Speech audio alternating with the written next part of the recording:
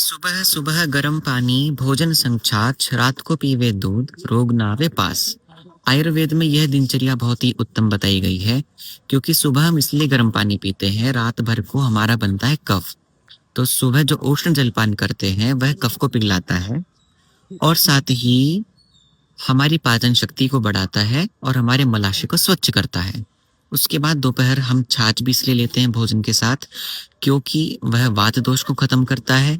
और रात को दुग्ध भी इसी ही लिए लिया जाता है कि पूरे दिन की जो थकान होती है और साथ ही जो वात दोष हमारा बढ़ता है, उस वात दोष को खत्म करता है।